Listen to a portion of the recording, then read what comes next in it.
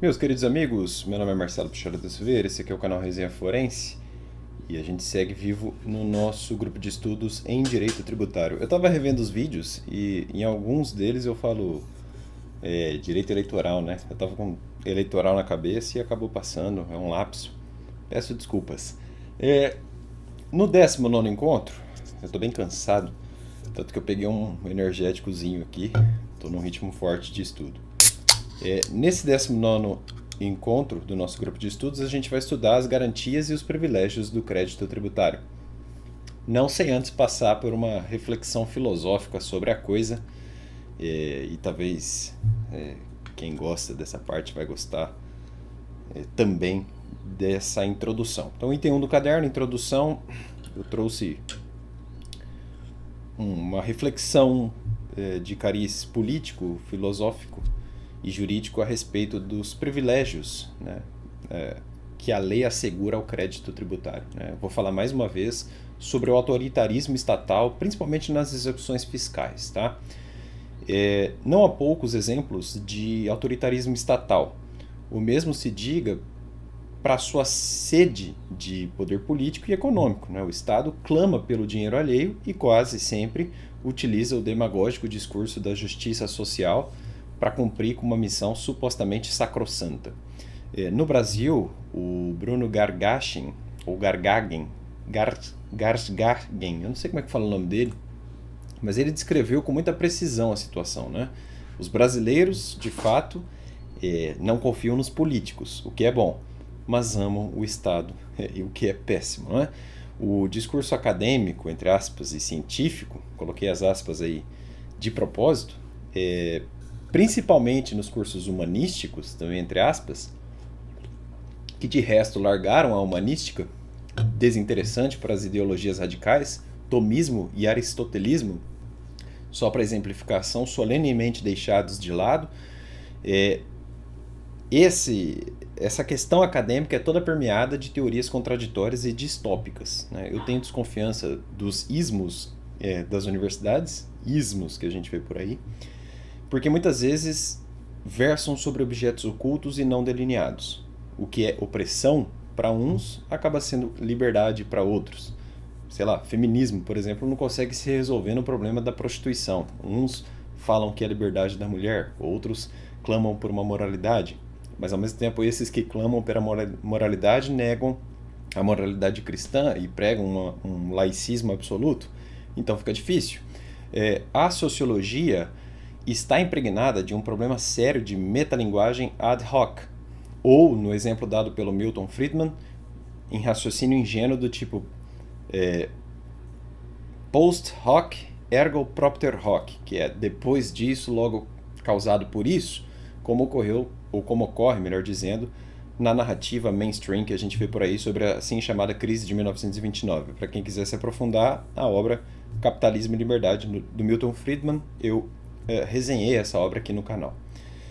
Tudo tem que ser adaptado segundo as conveniências de uma ideologia. É o que a gente percebe nas academias de hoje. Cria-se um mundo perfeito, uma caixa, uma abstração, e todos têm que se encaixar nisso. Né? O grande problema do intelectual é esse. Ele imagina um mundinho na cabeça dele, e o mundinho que está na cabeça dele não se verifica na prática, e ele fica revoltado quando as coisas, né, a realidade bruta se impõe contra ele, porque ele nega qualquer dado a priorístico da realidade. Não é? E é ad hoc, como eu falo, por dois aspectos, portanto. Primeiro, nova narrativa segundo a conveniência e oportunidade, você narra uma coisa atrás da outra. Né? E segundo, que decorre do primeiro, necessidade desesperada de criar novas teses para encobrir falhas analíticas anteriores, sem sucesso para qualquer pessoa com o mínimo de honestidade intelectual. Você percebe as contradições muito facilmente e muitas vezes quando você reclama dessas contradições, o pessoal reage de um jeito não muito amigável, não é? Embora eles digam que defendem a paz e a democracia. Eu vivi em uma universidade pública e eu vi de perto os seres que se diziam mais dóceis e justos, né? Aqueles que pregam um mundo melhor, aqueles que falam mal das elites, sabe? Aqueles que criticam os cristãos. Eu vi esses sujeitos aí logo tornarem-se justamente aquilo, que eles mais diziam criticar, não é? Vi um sujeito que tentou organizar um congresso liberal numa universidade estadual e ele foi obrigado a cancelar.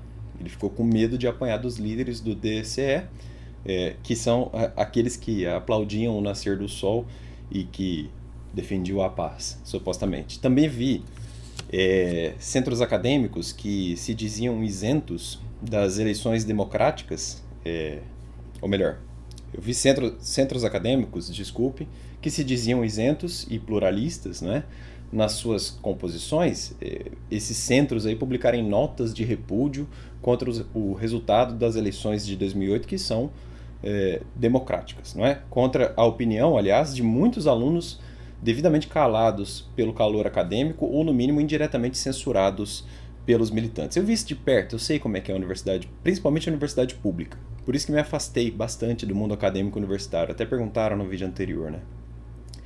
É claro que o tal repúdio, né, só convém nesses casos. Sei bem como a faca aí corta apenas para um lado, tem apenas um gume, né?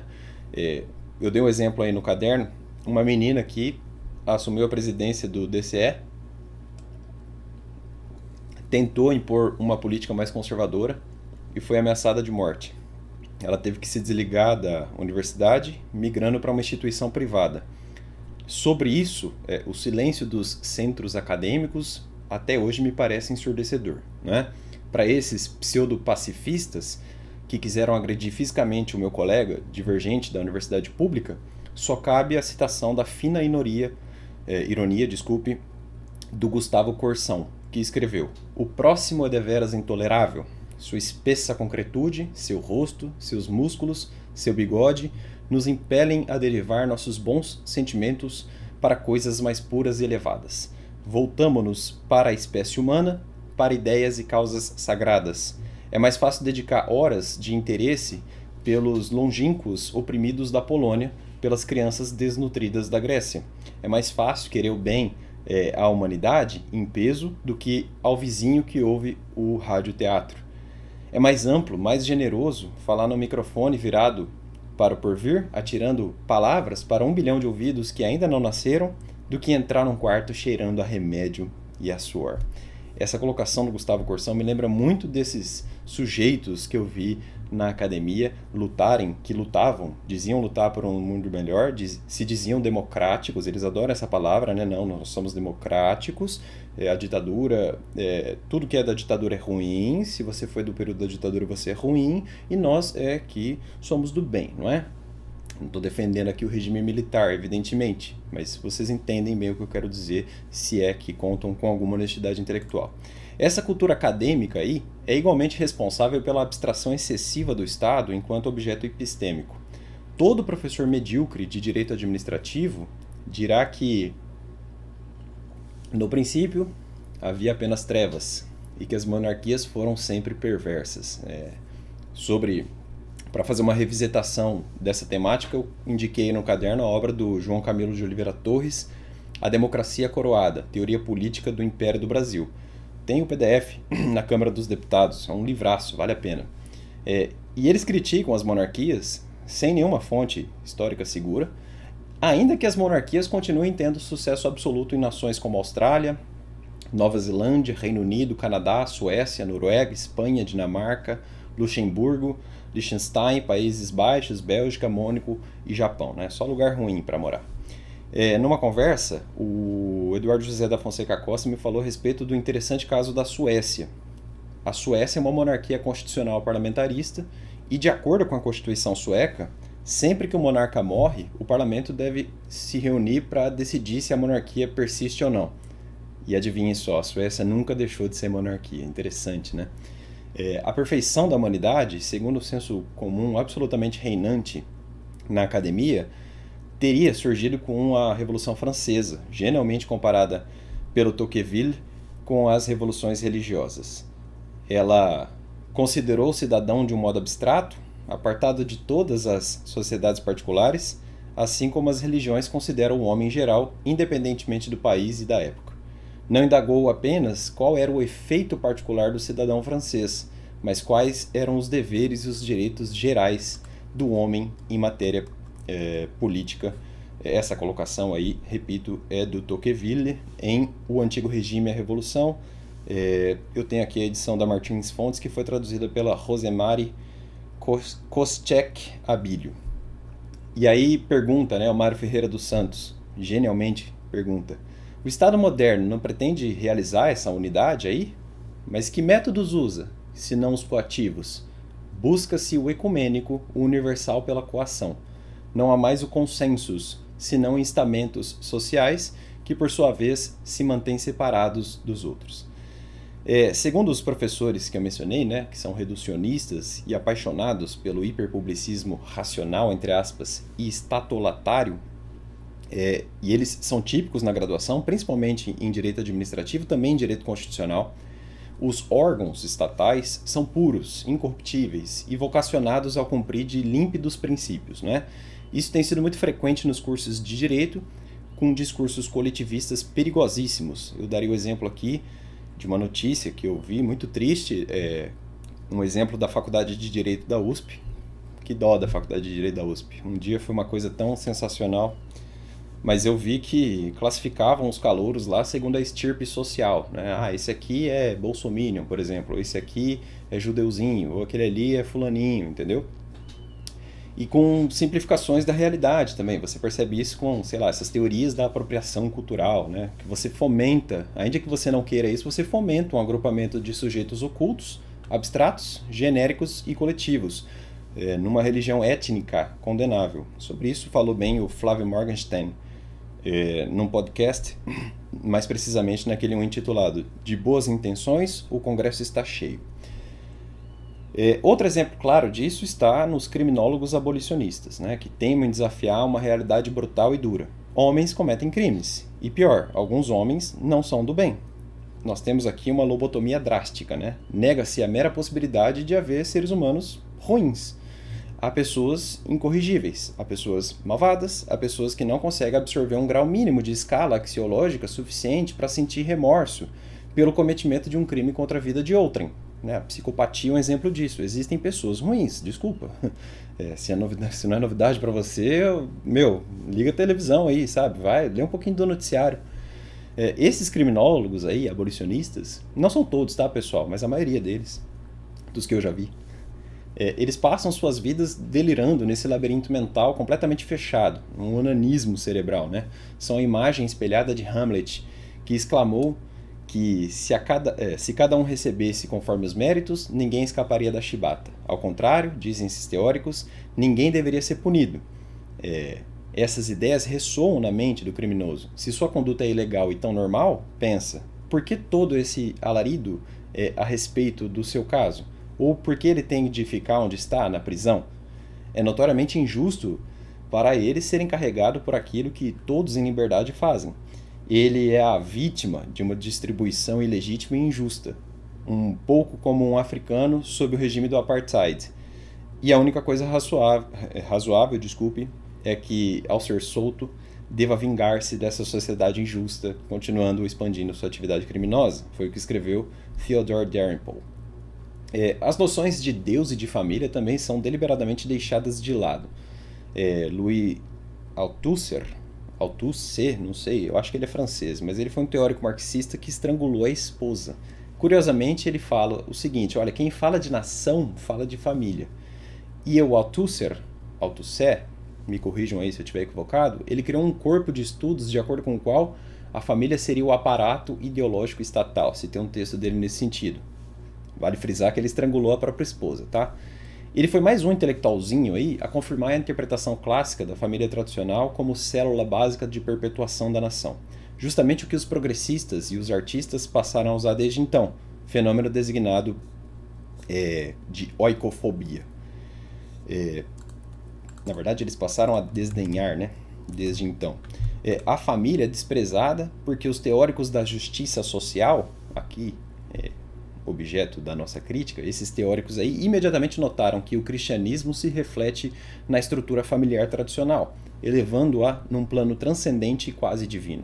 A família é a única defesa contra o Estado totalitário, e esse último aí, o Estado totalitário, é o único objetivo dos progressistas como Lenin, que preferem o controle de estranhos por estranhos e não a confiança, o comum entre pais, filhos e demais membros da família. a hierarquia cristã reflete a estrutura familiar e a experiência comum, com o pai que provê e dá as regras, com a mãe que consola e intercede em nome do filho, e o irmão mais velho que ama tanto o irmão mais novo a ponto de se oferecer em sacrifício para salvá-lo. Enfim, famílias quebram o pau, mas ninguém manda ninguém para o paredão. Como consta de um vídeo muito bonito do canal Brasileirinhos, Não Tenhais Medo, uma série fantástica, eu coloquei a referência aí no nosso caderno. E como diz Otto Maria Carpo, dessa postula hostil ao espírito que procede os erros do marxismo. A história é um processo dinâmico, operação de forças vivas. O marxismo faz dela um jogo automático de rígidas leis. Ele não permite aos homens elaborar o paraíso socialista, fazendo-os antes aguardá-los de braços fatalisticamente cruzados. Os soviéticos, assim, segue Otto Maria Carpo, aguardam o ateísmo, o ateístico, melhor dizendo, reino de Deus na Terra. Como por princípio não pensam senão neste mundo, como não acreditam senão na Terra em que estão e fundamentalmente como não fazem senão negar a Deus, tampouco lhe é possível valer-se da alma. Por falar em autoritarismo soviético, convém lembrar aqui que a União das Repúblicas Socialistas Soviéticas tratou de instalar seus próprios campos de concentração. É claro que eles não são tão famosos aqui na academia, né? O pessoal lembra muito fácil dos campos de concentração dos nazistas, né? Mas passam pano na União Soviética e no seu autoritarismo, né? O Gulag, foi bem relatado num livro ímpar do Alexander Solzhenitsyn, O Arquipélago Gulag. E o Solzhenitsyn foi preso em um desses arquipélagos, né, desses gulags, por muitos anos. A abertura do livro do Solzhenitsyn já causa calafrio. Na primeira página, olha o que ele escreve. No ano de 1949, apareceu-nos, a mim e a alguns amigos, só para constar, tem uma resenha do Solzhenitsyn aqui no canal, tá? Em vários vídeos, eu quebrei em vários vídeos. Mas ele fala, no ano de 1949, aconteceu-nos, a mim e a alguns amigos, lermos uma nota que nos chamou a atenção na revista Priroda, Natureza, da Academia das Ciências. Impressa em caracteres minúsculos, noticiava que na bacia do rio Kolimá, durante umas escavações, tinha se deparado casualmente, sob uma camada glacial, com uma corrente congelada, nela tendo sido descobertos, também congelados, espécimes de fauna fossilizados, com várias dezenas de milênios de idade. Esses peixes, ou tritões, conservavam-se tão frescos, testemunha o correspondente científico, que as pessoas presentes quebravam o gelo ali mesmo e comiam-nos com prazer. Não poucos leitores da revista se devem ter espantado bastante pelo fato de a carne do peixe poder conservar-se durante tão longo tempo no gelo. Mas foram menos os que puderam discernir o sentido verdadeiramente heróico dessa nota imprudente. Nós compreendemos tudo no ápice, afinal ele foi preso, né, no Gulag. Vimos com clareza toda a cena, nos seus mínimos pormenores, como as pessoas presentes quebravam o gelo com exacerbada pressa, tinham fome, não é? E como, menosprezando os elevados interesses da ictiologia, se acotovelavam uns aos outros, brigavam uns com os outros, arrancavam os pedaços da carne milenária, né, do peixe ali congelado há mais de 1000 anos, passavam na chama, descongelava ali rapidinho e saciavam a fome, né? Esse era o nível dos gulags, para você ter uma ideia. Isso é a primeira página, tá, do Arquipélago Gulag. O Vicente Ferreira da Silva, ao enfrentar o problema que ele chamou de marxismo e imanência, escreveu que o principal entrave teórico das correntes comunistas está no closed system da filosofia marxista, um sistema com estrutura social fechada, onde todos os aspectos da vida humana são determinados pela ideia do eu trabalhador. Tanto o mundo circunstante quanto a própria sociedade humana se apresentam como pura matéria organizável, diante de uma técnica de engenharia absoluta. E mesmo a conformação técnico-industrial da natureza, o domínio material das coisas se propõe como uma instância da conformação ou plasmação do próprio homem, que passa a funcionar como matéria bruta da vontade absoluta do Estado. Daí sucede o ponto nevrálgico denunciado pelo Vicente, né? A liberdade individual, a força incircunscritível, da consciência pessoal é negligenciada e suplantada pela consciência social e pelo sentido da organização global, que pensa o homem exclusivamente em sua coexistência exterior e político-social. E, quando se afirma que o homem é ação, praxis, como os marxistas gostam de colocar, devemos entender uma operação complexiva e unitária, que se apresenta como gênese e ponto de apoio do seu agir. Nesse sentido, o homem é criatura de si mesmo, um ser autogenético, no sentido de que sua humanização, entre aspas, é equivalente ao seu ingresso na área do dosage da civilização comunista. O que ainda escapa de qualquer maneira aos propósitos dessa engenharia social é apreciado como território organizável e como tarefas futuras do socialismo. O diverso, o diferente, o outro, ou como diziam os gregos, to hieteron, deve capitular necessariamente diante desse impulso de homogeneização do homem-espécie. Trata-se, ainda segundo Vicente, de um expediente de redução do heterogêneo, do diferente ao igual, do outro à consciência homogênea do homem-espécie. Em sua teimosia orientação para um sistema fechado de vida, o marxismo vai esclarecendo as figuras dos diversos aspectos da atividade social. A figura da arte socialista, da ética e do direito socialista, da vida socialista, figuras que traduzem unicamente as formas estruturais daquela unidade suprema. Tudo mentalmente construído e distópico, né? Foge da realidade, foge da bruteza do real. Daí essa inocência, voltando ao nosso caderno, e também essa ingenuidade de crer que o Estado e os seus órgãos serão límpidos e atuarão na prática conforme se pensa na teoria. O chamado Estado moderno, que os professores desavisados de direito administrativo chamam de Estado democrático ou social ou até mesmo de direito, não passa de uma abstração dentro da sociedade. Não se trata de um organismo, é apenas uma máquina. Falta-lhe a vida. Se fosse a sociedade organizada, seria ela mesma. Só então o Estado seria a sociedade. Por mais que alguns queiram, a polícia não é um substituto de Deus, nem a lei decretada pelos poderes substituídos, a lei que brota dos corações e da inteligência. Tudo isso é uma mentira que custará muito caro aos homens, como já vem custando. O Estado moderno conseguiu realizar mais uma brutalidade e nada mais, de novo aqui citando Mário Ferreira dos Santos. Os professores de direito administrativo, você já deve ter tido um, geralmente agem de uma maneira idêntica e geralmente descrita pelo José Ortega y Gasset. Olha o que ele escreveu. Mas então, quem é esse Estado que manda em mim e me impede de atravessar para outra calçada? E aí ele responde genialmente, claro, ironicamente também.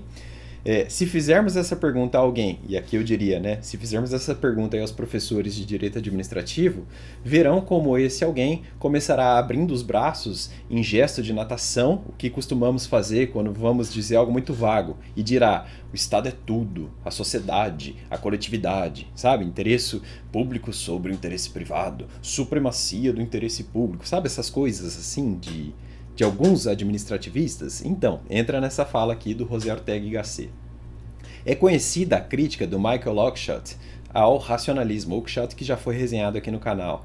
Ele critica o que ele chama de fé na política e também as teorias construídas em gabinete como fórmulas perfeitas que supostamente nos conduzirão a um paraíso terrestre. O cientista social, e eu coloco entre aspas, o cientista social, acha que pode, como um químico, juntar A e B e chegar em C e pronto. As motivações mais profundas que encorajavam e envolveram essa moda intelectual são, sem maiores surpresas, obscuras, estão escondidas nos recessos da sociedade europeia. No entanto, entre outros fatores, sua ascensão está intimamente relacionada com um declínio na crença na providência divina. Uma boa e infalível técnica substitui um benevolente e infalível Deus com a providência. Como a providência, não conseguia corrigir os erros dos homens, concluiu-se que o importante era preveni-los. É certo também que o solo que a fertilizou consistia em uma sociedade na qual se acreditava que o que era descoberto valia mais do que o herdado, uma geração por demais impressionada com seus próprios logros e, portanto, suscetível às ilusões de grandeza intelectual, traços típicos da maluquice de uma Europa em paz com sua mente porque nunca conciliada com o seu passado. Bem colocado, Michael Oakeshott, eu resenhei esse livro aqui no canal. Pois observe-se hoje, diz de novo Mário Ferreira dos Santos, o que se faz nas universidades. Não é o que dizemos? Não se coage com energia ao aluno para que não tente provar alguma coisa nova, expor criticamente um pensamento, ensaiar uma nova maneira de ver as coisas. Não é sempre isso, né? Ah, inova, inova, inova. O cara não leu nem não leu nem o mais clássico livro, não leu nem o início de tudo, e aí já se fomenta o aluno a ser crítico, né? E ele não conhece nada para ser crítico. Quem é ele para ser crítico, né? A verdade é essa. A geração que nasceu no século XXI se acha no direito de contestar, só para exemplificar, as posições da Igreja Católica, né? Pois bem, a Igreja não é do seu tempo, ela é de todos os tempos. Depois de muita deliberação, é que a Igreja eventualmente pode mudar um ou outro preceito acessório, mas esperar que a religião mais explicadinha e intelectualmente robusta que existe vá contra a sua própria essência é se comportar como aquele querido personagem infantil que queria muito uma bola quadrada, de novo citando aqui o canal Brasileirinhos e a série Não Tenhais Medo. O ponto de vista cristão, como muitos outros, não sumirá. As teorias sociológicas não darão conta jamais de explicar um sem número de fatores. A religião exerce um desses papéis de difícil compreensão. A política racionalista acha que um caderninho de instruções dará conta do recado, mas é evidente que o manual contém somente aquilo que cabe em suas páginas, regras técnicas, como escreve Michael Oakeshott. Exatamente o que acontece na estrutura burocrática estatal da República, que até agora não mostrou a fraqueza do velho império. Não custa notar que o texto constitucional que mais durou entre os brasileiros, né, entre nós brasileiros, foi justamente a Constituição do Império, de 1824. Foram 66 anos de existência, e não fosse o golpe republicano, estaria conosco até hoje. A Constituição da República de 1988 mal completou seus 30 anos e já está perto da sua 100ª emenda constitucional. Duvido muito que esse texto durará por mais 3 décadas. Aí é um exercício de futurologia, eu não sei se dura ou não mais 30 anos, né? Ou mais 36 para igualar a Constituição Imperial. Do jeito que as coisas vão indo, acho que não. Até porque Dom Pedro II, com todo o seu poder moderador, né, que ninguém estuda, o pessoal acha que o poder moderador é aquilo que consta dos manuais por aí, foi muito mais comedido, né? O Dom Pedro II foi muito mais comedido do que esse despotismo esclarecido do Supremo Tribunal Federal, que hoje fagocita o poder com o controle abstrato de constitucionalidade, como vem ocorrendo na ação direta de inconstitucionalidade por omissão, né? Infelizmente.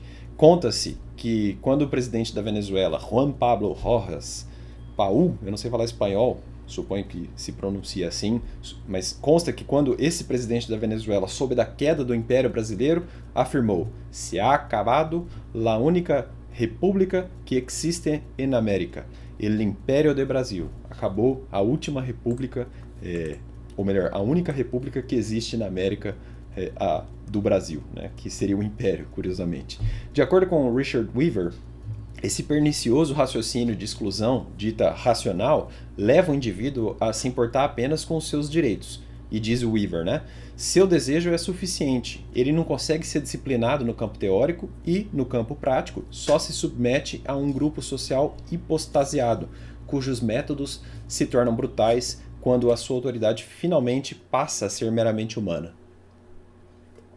É exatamente o que acontece com os inteligentinhos da justiça social e do progressismo que conheci na universidade. Eles se fazem de santos e frequentam congressos que, segundo a narrativa deles, funcionam como encontro interplanetário de juristas galácticos, né? Uma coisa assim: nossa, eu fui no encontro tal e você não foi, sabe? Aqueles Awad, Kalad, Blelad. Nossa, eu publiquei nos anais, eu fiz, nossa, sabe? Esse povo assim, eu conheci vários assim na universidade. São esses aí Os homens desvairados, sedentos por parecer educados, mas incapazes de apreciar o detalhe concreto de toda a sua herança, como coloca genialmente Michael Oakeshott.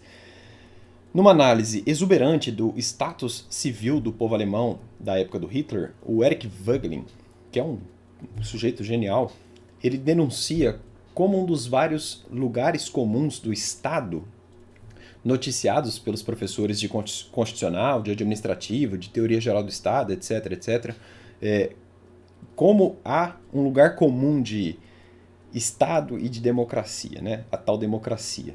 Toda sociedade que funciona, diz o Eric Voegelin, é uma sociedade de patrícios, né? E é fundada na cortesia, nos compromissos, na concessão às outras pessoas.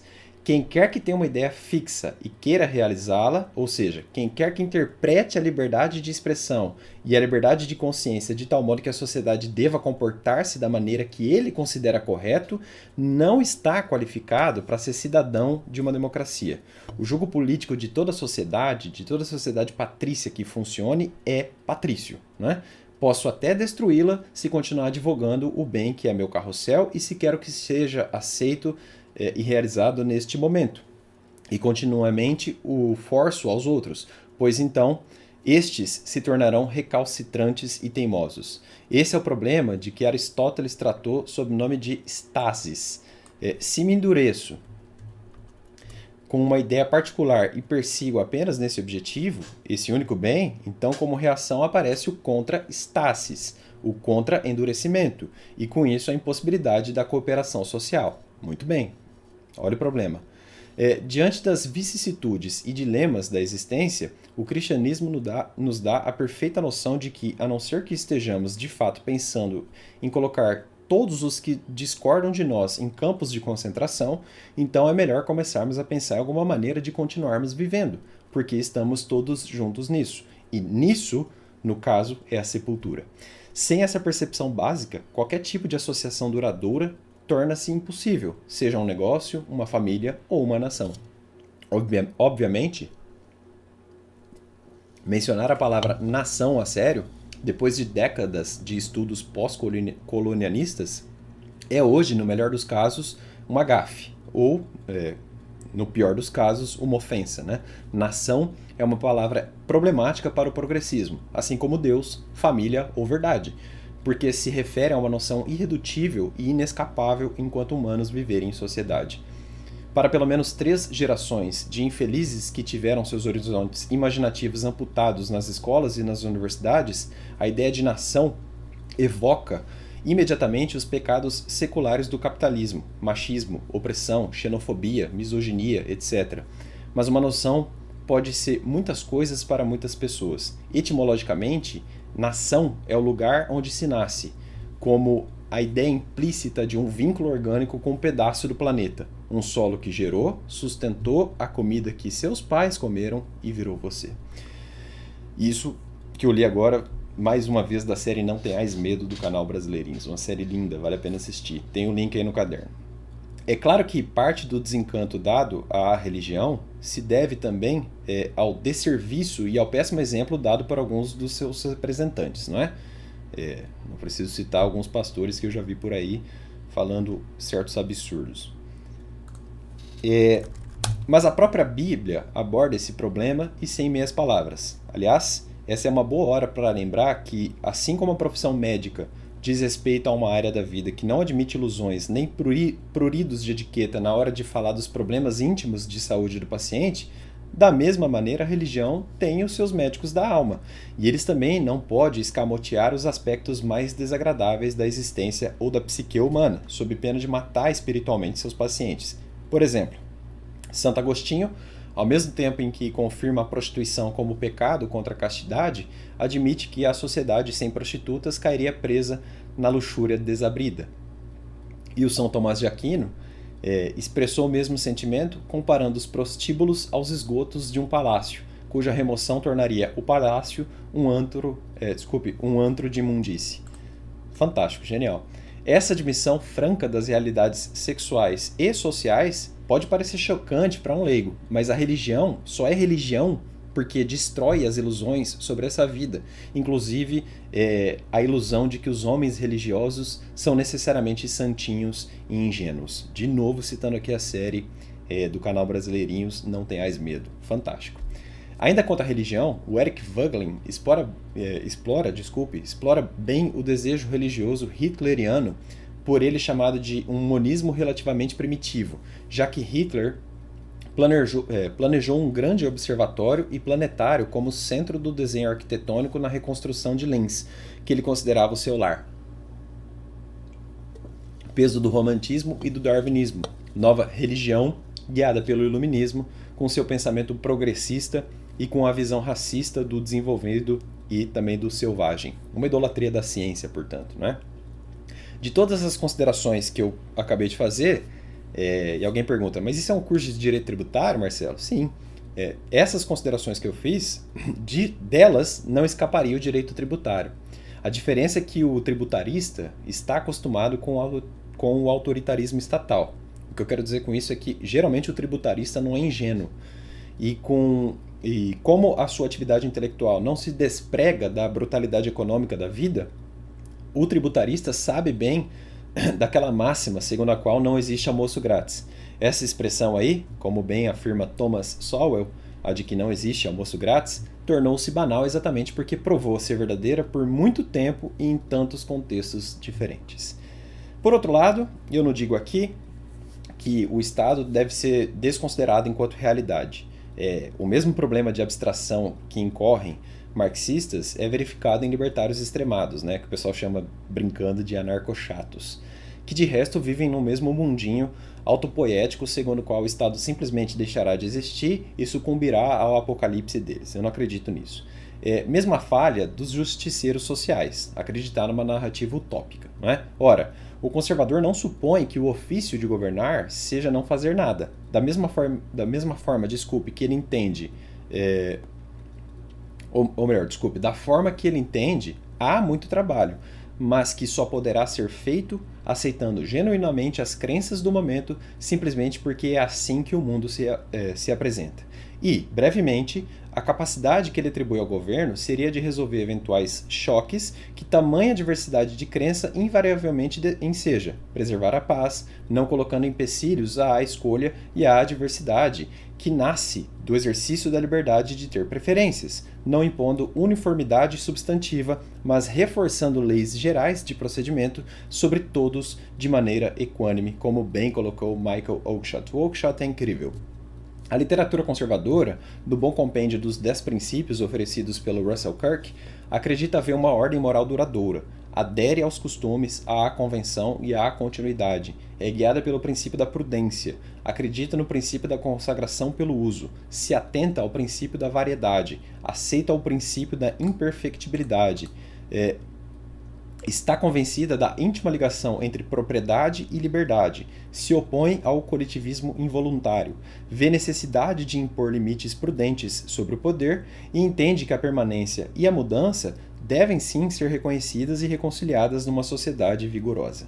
Enfim, há um grande grau de autoritarismo no objeto desse nosso 19º encontro de nosso grupo de estudos. É claro que eu não deixo de criticá-lo, tanto que eu fiz uma longa fundamentação aqui contra esse autoritarismo, mas eu não vou deixar de explorar as garantias e os privilégios dos créditos tributários. Talvez mais empolgado, o Eduardo Sabag informa o seguinte, né? As garantias e privilégios do crédito tributário denotam verdadeiras tutelas acauteladoras ou medidas assecuratórias de que dispõe o poder público para impedir o contribuinte à satisfação do pagamento do gravame, de modo a abastecer os cofres públicos para que seja realizada a consecução dos seus fins sociais. Agora, com as minhas palavras e mais pessimistas, eu digo o seguinte, né? São ferramentas de coerção ainda mais acentuadas para fazer garantir a sede arrecadatória do leão estatal. E, claro, satisfazer os anseios de estudantes que clamam por um mundo melhor enquanto estão na faixa de isenção do imposto de renda, não é? Quando tiverem de pagar o primeiro boleto ou quando enfrentarem uma execução fiscal, serão obrigados a revisitar os seus conceitos. Por enquanto, continuam acreditando que a impressão de papel moeda gera riqueza. Como afirma Nicolás Gomes Dávila, o homem amadurece quando para de acreditar que a política pode resolver todos os problemas. Eu adaptei a frase para o seguinte: o jurista amadurece quando parar de acreditar que o judiciário poderá resolver todos os problemas. Um recado aqui também aos amigos neoconstitucionalistas de plantão. Convencê-los aí do contrário, para quem ainda acredita né, no Estado e no seu papel de justiça social, não que eu... Veja, eu não acho que o Estado vai sumir, não. E eu acho que não deve sumir. Mas eu acho que o pessoal está esquecendo as amarras constitucionais que a gente lança sobre o Leviatã, não é? E a gente está soltando aos poucos essas amarras sem perceber, não é? O Supremo já está fazendo isso. Um dos braços do Leviatã está ficando muito solto. Além de bater nos outros dois braços, está virando uma hidra desenfreada. Eu não sei o que vai dar depois. Sobre, por exemplo, a ADO por omissão, na ADIM por omissão, desculpe, né? Eu vejo um problema muito sério na questão lá da homofobia. Digamos por um instante que você concorde, você que está me assistindo. Eu respeito sua posição. Eu acho que você está equivocado, mas eu respeito. Não reclame, meu amigo, daqui a 10 anos, 15 anos talvez, quando a composição do Supremo estiver alterada e quando o lado político que você não gosta aprender a fazer controle de constitucionalidade. Espera o lado político que você não gosta aprender a fazer a DIN por omissão. A gente vai ver o que vai dar essa história do Supremo legislar daqui a alguns anos, com todo respeito ao Poder Judiciário e ao órgão de cúpula do nosso Poder Judiciário. Mas eu tenho direito de criticar, é um absurdo o que está acontecendo na Corte. E veja como é difícil convencer o pessoal do contrário, né? A gente está estudando tributário, o caderno aqui já passou de 300 folhas e eu ainda tenho muito para falar. Mas feita essa introdução e esse especular filosófico por trás do autoritarismo estatal, vamos ao item 2 do caderno, formas de garantia do crédito tributário. As garantias e os privilégios do crédito tributário são tratadas pelo capítulo 6º do título 2º do Código Tributário Nacional. O dispositivo que o inaugura, que é o artigo 183, logo trata de avisar que a enumeração das garantias atribuídas neste capítulo ao crédito tributário não exclui outras que sejam expressamente previstas em lei, em função da natureza ou das características do tributo a que se refiram. Isso está no caput. Assevera ainda que a natureza das garantias atribuídas ao crédito tributário não altera a natureza deste nem a obrigação tributária a que corresponda, é o parágrafo único. O que se diz aí, como esclarece Hugo de Brito Machado, é o seguinte: o fato de ser atribuída ao crédito tributário uma garantia qualquer, real ou fidejussória, não lhe altera a natureza. Então não deixa de ser tributário para ser hipotecário ou para ser cambiário em função da garantia que ele tenha sido atribuída. É exatamente esse o sentido do dispositivo. O artigo 174 traz de novo a lógica do autoritarismo fiscal e estatal, não é? Sem prejuízo dos privilégios especiais sobre determinados bens que sejam previstos em lei, responde pelo pagamento do crédito tributário a totalidade dos bens e das rendas de qualquer origem ou natureza do sujeito passivo, seu espólio ou sua massa falida, inclusive os gravados por ônus real ou cláusula de inalienabilidade ou impenhorabilidade, seja qual for a data da constituição do ônus ou da cláusula, excetuados unicamente os bens e rendas que a lei declare absolutamente impenhoráveis. O artigo 30 da LEF, né, a Lei de Execuções Fiscais, praticamente repete esse conteúdo legal, dizendo o seguinte: sem prejuízo dos privilégios especiais sobre determinados bens que sejam previstos em lei, responde pelo pagamento da dívida ativa da Fazenda Pública a totalidade dos bens e das rendas de qualquer origem ou natureza do sujeito passivo, seu espólio ou sua massa, inclusive os gravados por ônus real ou cláusula de inalienabilidade, ou impenhorabilidade, seja qual for a data da constituição do ônus ou da cláusula, excetuados unicamente os bens e rendas que a lei declara absolutamente impenhoráveis. É dizer, a inalienabilidade e a impenhorabilidade estabelecidas a qualquer tempo, por ato de vontade, são inoponíveis ao fisco, como colocou Leandro Paulsen. Logo, o patrimônio do particular mostra-se quase integralmente à mercê da sanha arrecadatória do Estado tributante, é o que coloca dessa vez Eduardo Sabac. Aqui ele já não foi tão entusiasta, né? Item 3 do caderno. Débito contraído em proveito da família. O artigo 124 do CTN impõe responsabilidade solidária entre as pessoas que têm um interesse comum na situação que constitui o fato gerador da obrigação principal. Isso aí está no inciso 1. Como diz Marco André Ramos Vieira, trata-se de solidariedade fundamentada pela comunhão de interesse. O Leandro Paulsen explica, a partir disso, que quando o débito tenha sido contraído em proveito da família, implica justamente na responsabilidade solidária do cônjuge fundada no interesse comum. Caso não haja o aproveitamento à família, resguarda-se a meação. Mas o artigo 843 do Código de Processo Civil não impedirá a penhora nem o leilão. Nesse caso, o equivalente à quota-parte do coproprietário ou do cônjuge alheio à execução recairá sobre o produto da alienação do bem, é o que está no caput. Embora seja reservada ao coproprietário ou ao cônjuge não executado, a preferência na arrematação do bem em igualdade de condições é o que está no parágrafo 1º do artigo 843 do CPC. Item 4 do caderno. Conceito de absoluta impenhorabilidade na execução fiscal. Como eu falei anteriormente, o artigo 184 do CTN e o artigo 30 da LEF só tornaram impenhoráveis na execução fiscal os bens assim considerados em lei. Isso exclui, portanto, a impenhorabilidade referida no inciso 1º do artigo 833 do Código de Processo Civil. Mas como assim, Marcelo? Isso não está na lei? Tá, mas olha o que fala o inciso 1. Os bens inalienáveis e os declarados por ato voluntário não sujeitos à execução. Então, aí alcança sim na execução fiscal. Como se percebe, a referência a ato voluntário, constante do artigo 833, inciso 1 do CPC, é inaplicável à execução fiscal. O que não me deixa mentir é o Leandro Paulsen, essa citação aqui é dele. O assunto deve ser tratado em sede de direito processual civil, mas vale destacar aqui algumas, são várias, mas algumas impenhorabilidades do artigo 833 do CPC. Eu coloquei ali como exemplos o seguro de vida, que está no inciso 6º, a pequena propriedade rural, assim definida em lei desde que trabalhada pela família, inciso 8º, o que é constitucional, na verdade, né? E a quantia depositada em caderneta de poupança até o limite de 40 salários mínimos, inciso 10. Calha lembrar aqui, é claro, a Lei 8.009 de 1990, que protege o bem de família. O aviso de Araquém de Assis, grande Araquém de Assis, embora sucinto, demonstra com muita precisão o escopo dessa Lei 8.009 de 90. A simples posse do imóvel, diz Araquém de Assis, já assegura a impenhorabilidade.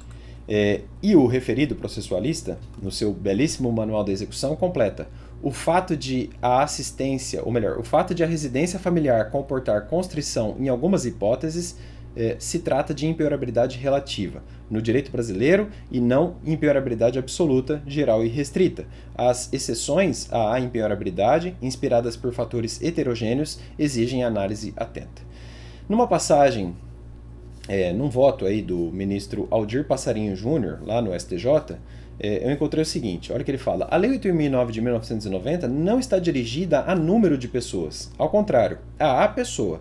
O sentido social da norma busca garantir um teto para cada pessoa. Só essa finalidade põe sobre mesa a exata extensão da lei. Caso contrário, sacrificar-se-á a interpretação teleológica para prevalecer a insuficiente interpretação literal.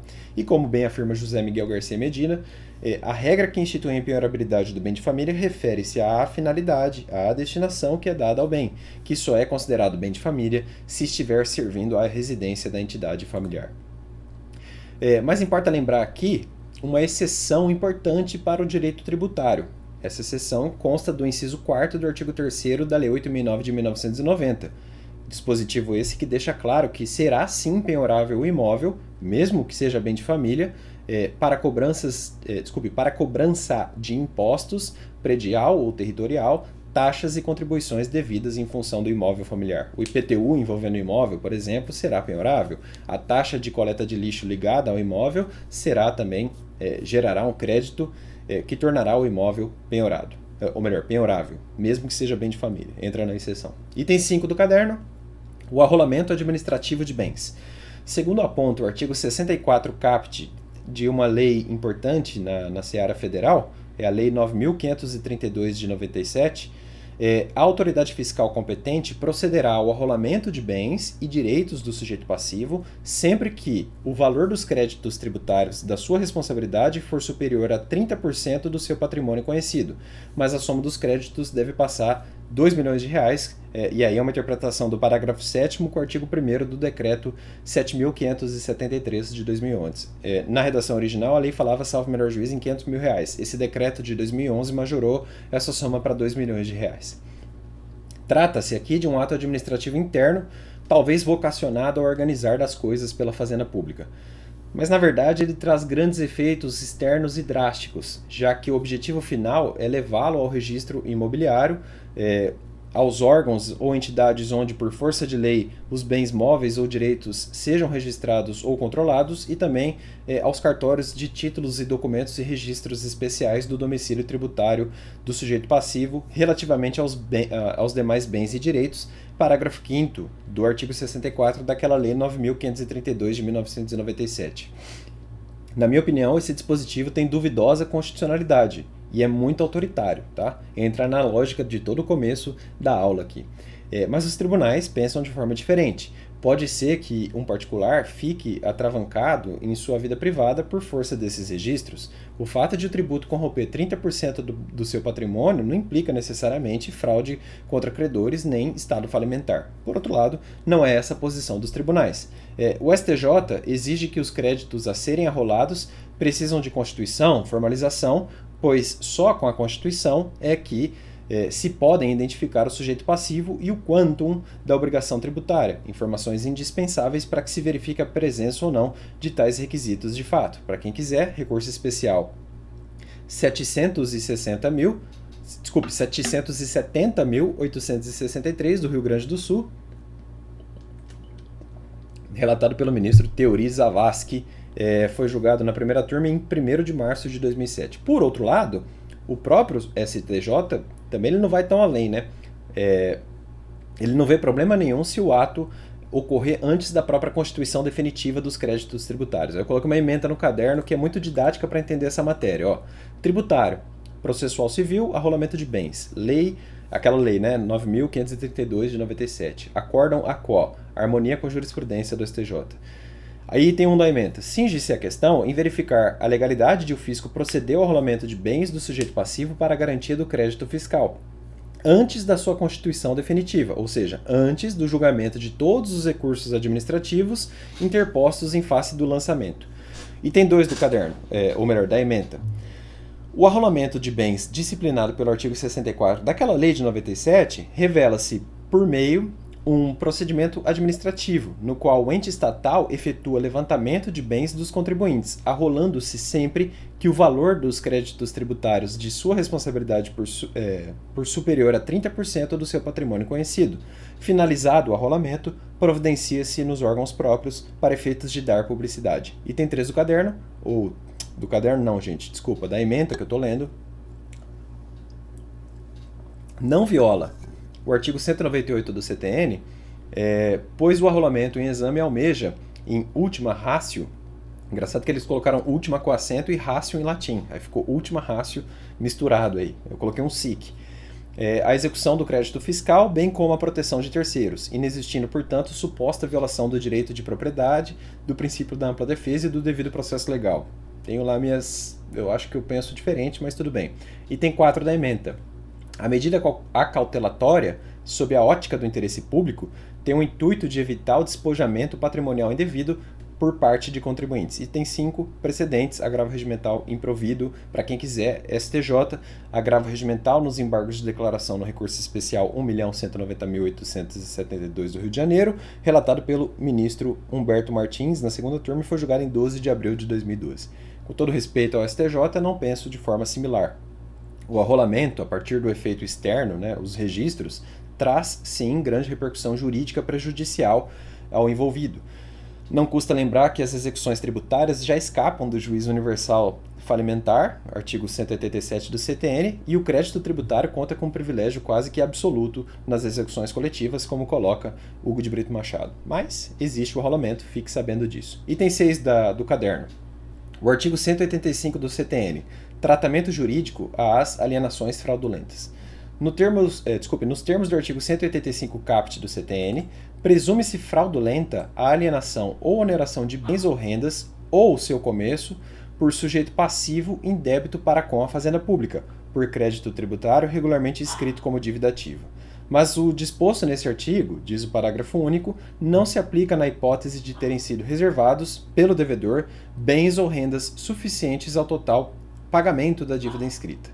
Esse dispositivo, escreve Leandro Paulsen, estabelece uma presunção em favor do fisco, não impedindo, de outro lado, de buscar a ineficácia de negócios anteriores à própria inscrição em dívida ativa, quando possa demonstrar seu caráter fraudulento e a ausência de boa-fé também por parte do adquirente. Nesse caso, contudo, não bastará alegar na execução fiscal, terá de fazê-lo através de ação própria, ação pauliana ou revocatória.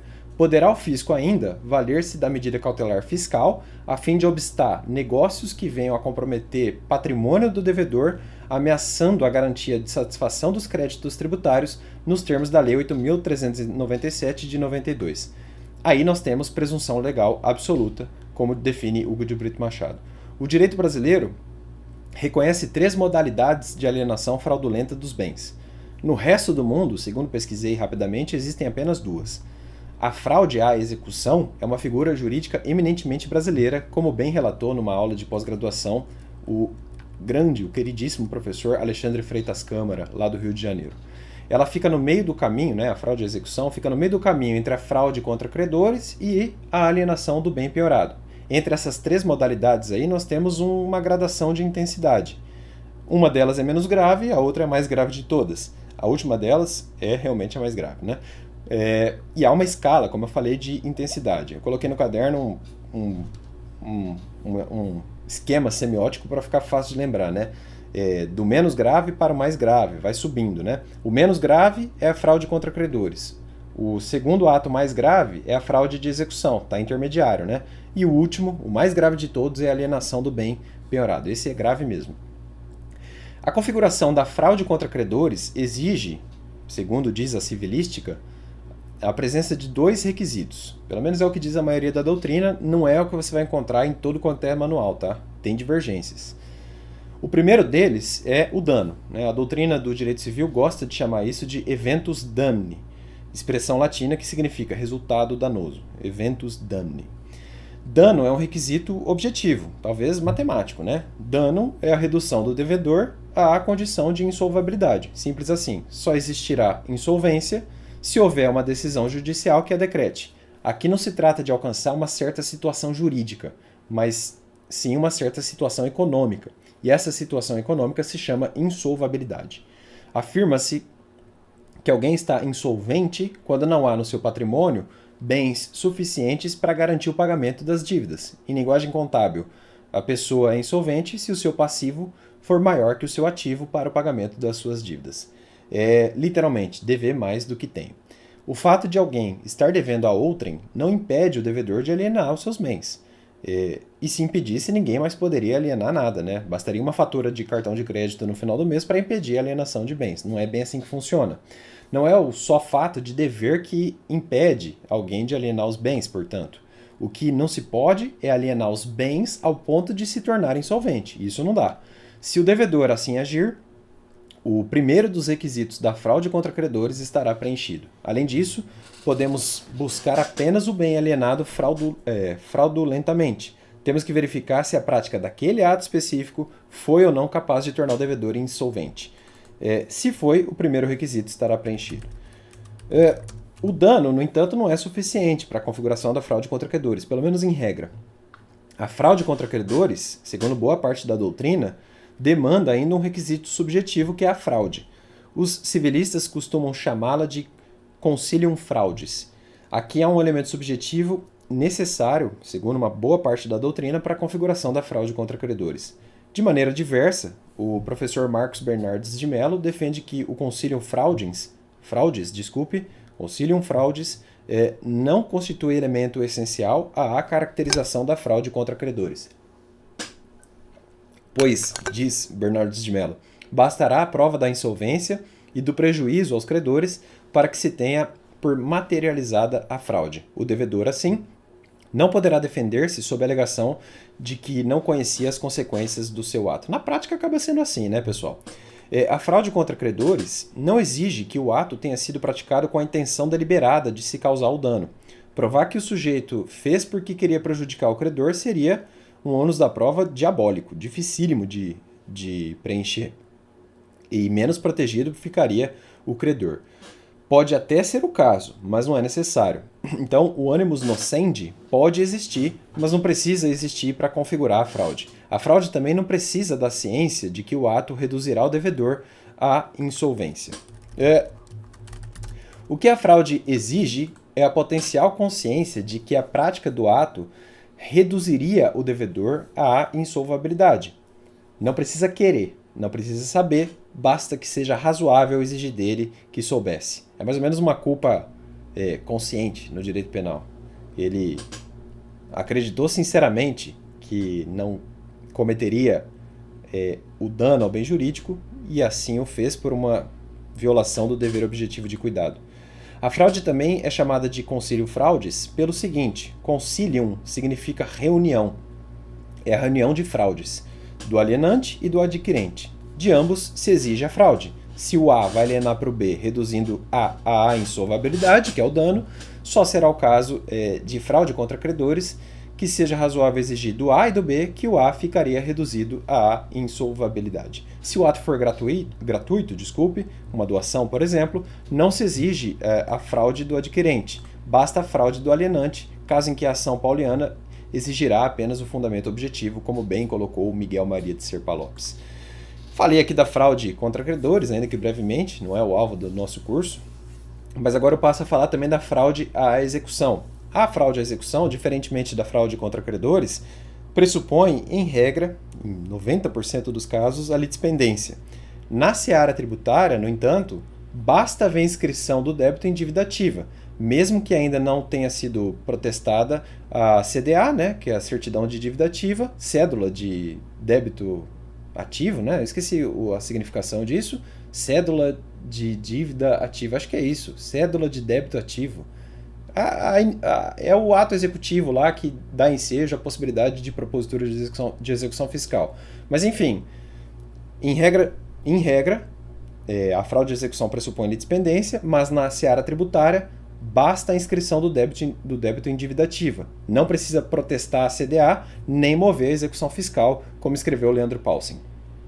De igual modo, a fraude à execução é mais grave que a fraude contra credores. Já falei disso e estou repetindo, né? Afirma-se que o ato praticado em fraude de execução causa um dano não apenas ao credor, mas ao Estado. O ato torna mais difícil a obtenção do resultado que se dirige o aparelhamento estatal, de modo que é até crime contra a administração da justiça. É claro que a pessoa que comete fraude à execução tem que saber, melhor dizendo, que o processo existe, normalmente isso se dá com a citação. Só corrigir uma coisa do caderno aqui. Espera aí, que comete fraude à execução. Em tese, também pode haver fraude à execução antes da citação. E aí basta ficar provado, e o ônus da prova é do credor, que o devedor, embora não tivesse sido ainda citado, já sabia da existência do processo. Uma boa maneira de fazer isso, segundo Alexandre Freitas Câmara, é notificar o devedor a respeito da existência do processo, de preferência avisando a ele que, se vendeu bem tal, será fraude à execução. O segundo requisito para a configuração da fraude à execução, como não poderia deixar de ser, é o dano, ou seja, a redução do devedor ao status de insolvabilidade. Desaparece na fraude à execução aquele requisito subjetivo da fraude contra credores, que seria a fraude em si considerada, né? Um elemento subjetivo, de psique, de boa-fé subjetivo. A fraude de execução é muito mais objetiva, portanto. Alguns credores mais antigos, ou melhor, alguns autores, eu estou com a cabeça em credores, né? Alguns autores civilistas mais antigos diziam que na fraude à execução o elemento subjetivo se faz presente in re ipsa, né? É inerente à coisa. O querer ou a ciência são irrelevantes para a fraude à execução. Só serão examinados os elementos objetivos. em regra geral, litispendência e dano. E, excepcionalmente, aqui no direito tributário, CDA e dano. Basta CDA. Pela letra da lei, a fraude contra credores nulifica o ato, é o que consta do artigo 158 do Código Civil. Mas há quem diga que há uma divergência, né, na teoria geral do direito para saber se o ato seria ineficaz ou nulo, né? Há quem diga, como eu falei, que o ato praticado pelo devedor em fraude contra credores não contém vício intrínseco nenhum e deveria perder apenas a sua eficácia em relação aos credores prejudicados, como bem resumiu Oswaldo Luiz Pallu.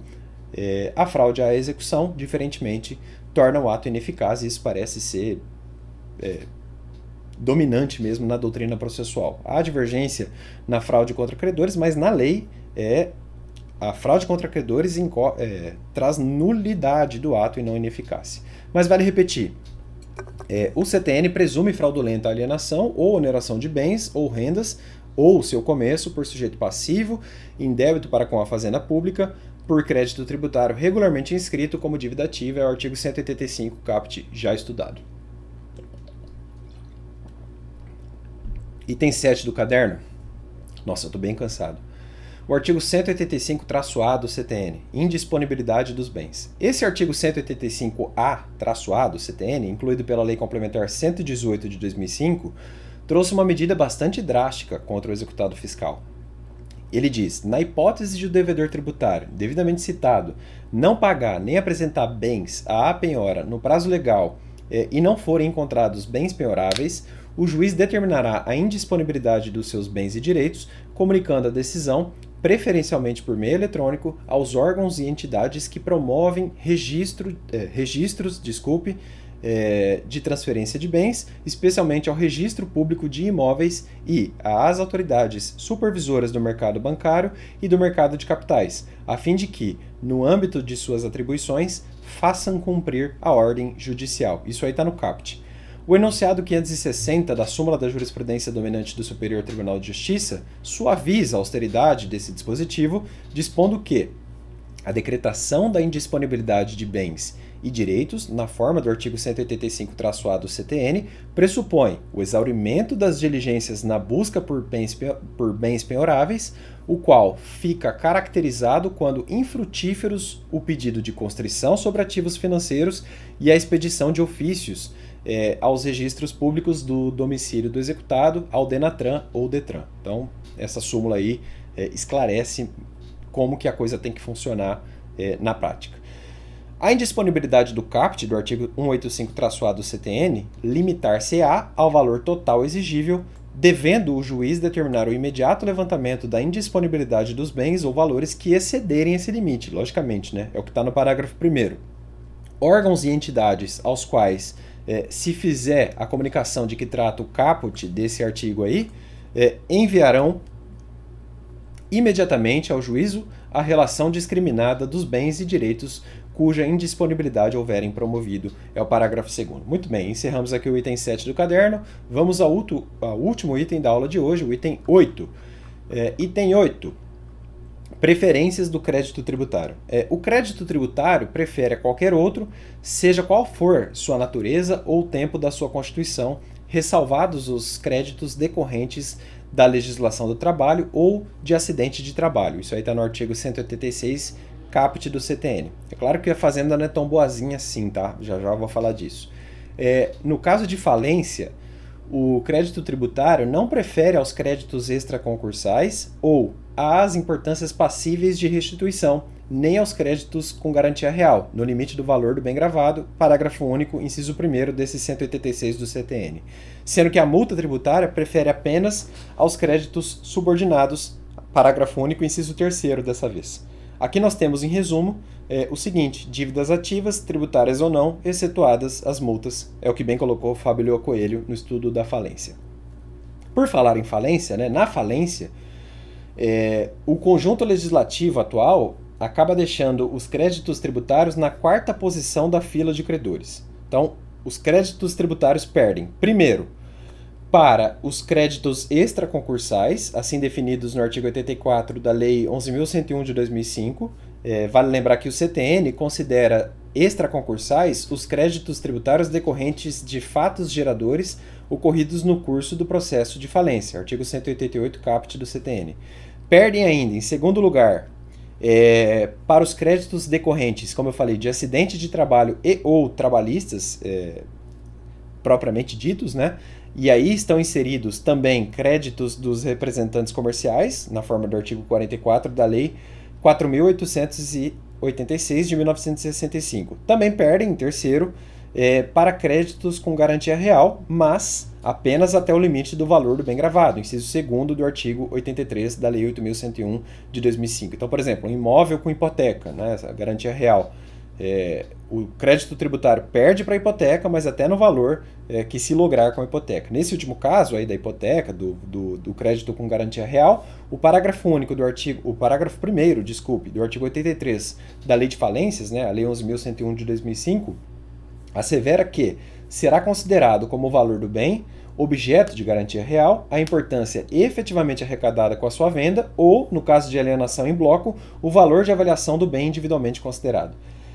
Ainda sobre a execução com regime falimentar empresarial, vale lembrar que o valor da preferência trabalhista é limitado em 150 salários mínimos por credor. O que passa disso vira crédito quirografário, e esse excedente cai lá para a 7ª posição da fila de credores, e perde, obviamente, nesse caso, para o crédito tributário. É claro, né, gente? O fisco quer, com seu autoritarismo, abocanhar o seu pedaço de carne, ganhando, inclusive, de créditos trabalhistas que ultrapassem 150 salários mínimos, não é? Dispõe o artigo 191-A do CTN que a concessão de recuperação judicial depende da apresentação da prova de quitação de todos os tributos, mas pode ser que o interessado na recuperação logre eficácia suspensiva da exigibilidade do crédito tributário ou ainda as certidões, né? Ou uma certidão negativa ou até mesmo uma certidão positiva com efeitos de negativa.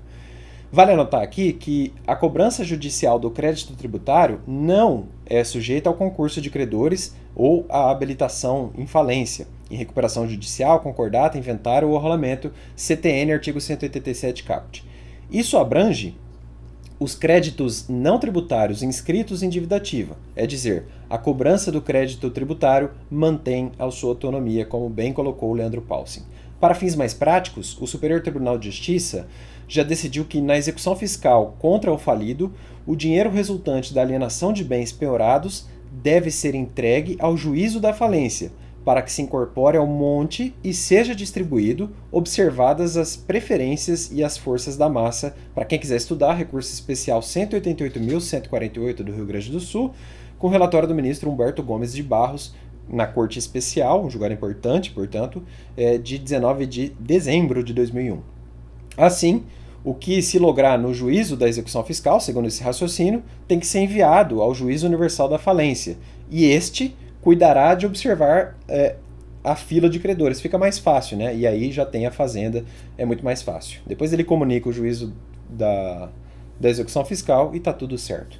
Mas ainda, segundo o STJ, a Fazenda Pública poderia escolher ou o rito da execução fiscal ou receber o seu crédito com uma habilitação ao lado dos demais credores lá na falência.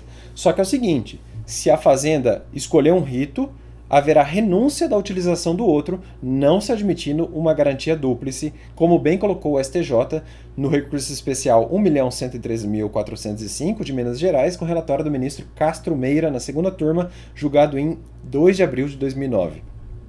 E fica até mais, viraria uma confusão, né? 2 execuções, 2 penhoras, 2 leilões, imagina a confusão, é até pior para a falência. Melhor que ou toca em uma ou toca em outra a execução fazendária, mas colocar as duas fica difícil.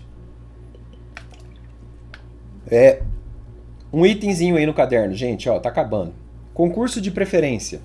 O parágrafo único do artigo 187 do CTN aponta que o concurso de preferência somente se verifica entre pessoas jurídicas de direito público na seguinte ordem: inciso 1, União; inciso 2, Estados, Distrito Federal e Territórios, conjuntamente e pro rata; e inciso 3, municípios, conjuntamente e pro rata. Sobre esse ponto aí, entende o STJ que os créditos das autarquias federais preferem aos créditos da Fazenda Estadual, desde que coexistam penhoras sobre o mesmo bem. É o enunciado 497 da súmula da jurisprudência dominante do Superior Tribunal de Justiça. Agora outro item do caderno, ó, o artigo 189 do CTN. Basta ler o caput, que diz: são pagos preferencialmente a quaisquer créditos habilitados em inventário ou rolamento ou a outros encargos do monte, os créditos tributários vencidos e vincendos, ou melhor, ou vincendos, a cargo do decuius ou de seu espólio, exigíveis no decurso do processo de inventário ou arrolamento. Claro, né? O crédito tributário sempre vai ganhar, né, pessoal? O fisco quer receber o seu. Artigo 190 do CTN agora. São pagos preferencialmente a quaisquer outros os créditos tributários, vencidos ou vincendos, a cargo de pessoas jurídicas de direito privado em liquidação judicial voluntária, exigíveis no decurso da liquidação. Isso os senhores estudam em direito societário, quando vocês estudam a lei de SA, tem lá regras sobre a liquidação da SA, etc, etc. Artigo 191 do CTN. A extinção das obrigações do falido requer prova de quitação de todos os tributos. Artigo 192 do CTN agora, o penúltimo a ser estudado na aula de hoje. Ele diz: nenhuma sentença de julgamento de partilha ou adjudicação será proferida sem prova da quitação de todos os tributos relativos aos bens do espólio ou às suas rendas. Aqui vale uma anotação. Se a partilha for extrajudicial, como disciplina o artigo 2015 do Código Civil, também se exigirá prova da quitação dos tributos envolvendo os bens e as rendas do espólio. Isso está no CPC, artigo 1031. E, finalmente, aponta o parágrafo 2º do artigo 659 do Código de Processo Civil que, transitada em julgado a sentença de homologação de partilha ou de adjudicação, será lavrado o formal de partilha ou elaborada a carta de adjudicação e, em seguida, serão expedidos os alvarás referentes aos bens e às rendas por ele abrangidos, intimando-se o fisco para levantamento, ou melhor, para lançamento administrativo do imposto de transmissão e de outros tributos porventura incidentes, conforme dispuser a legislação tributária.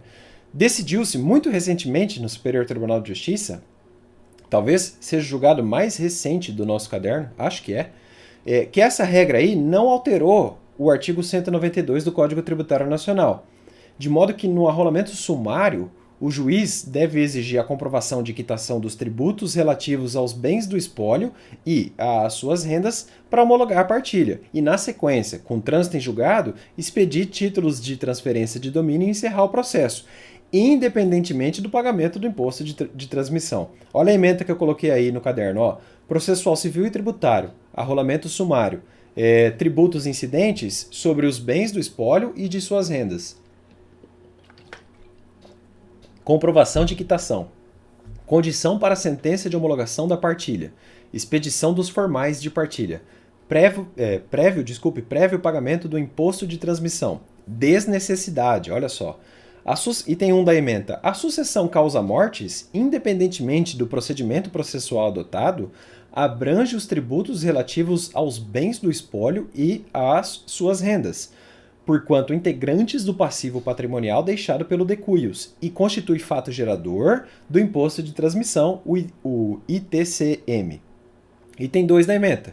Segundo o que dispõe o artigo 192 do CTN, a comprovação da quitação dos tributos referentes aos bens do espólio e às suas rendas é condição sine qua non para que o magistrado proceda à homologação da partilha. Item 3. O CPC de 1973, no seu artigo 1031, em conformidade com o artigo 192 do CTN, exigia a prova de quitação dos tributos relativos aos bens do espólio e às suas rendas como condições para a homologação da partilha, isso no caput, e o pagamento de todos os tributos devidos, aí incluído o imposto de transmissão, para a ultimação do processo com a expedição da entrega dos formais de partilha, parágrafo 2º. Isso no velho CPC. Aí o item 4 da ementa coloca: o novo Código de Processo Civil, em seu artigo 659, parágrafo 2º, traz uma significativa mudança no tocante ao procedimento de arrolamento sumário, ao deixar de condicionar a entrega dos formais de partilha ou da carta de adjudicação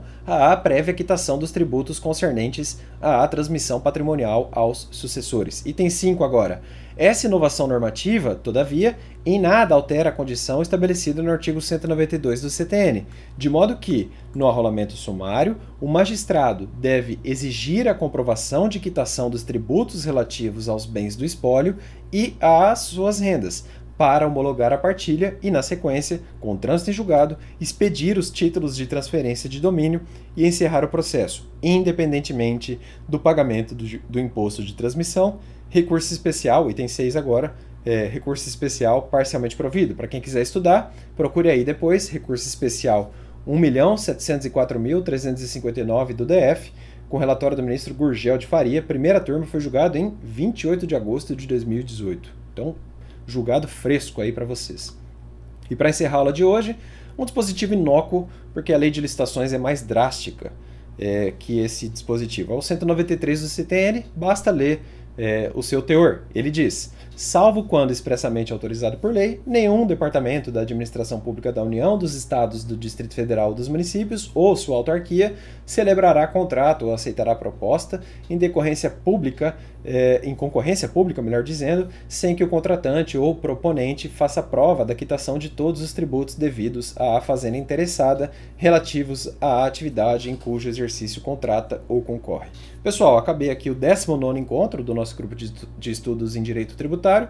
Volto no próximo, no 20º encontro, para estudar com vocês a administração tributária. Feito isso, a gente começa a estudar os impostos em espécie. Eu penso em começar pelos impostos federais, depois estaduais e, por fim, os municipais. Talvez eu inverta a ordem, passando então de municipais, estaduais e federais. Vou ver como é que eu vou fazer. Um abraço forte, até mais, obrigado, tchau.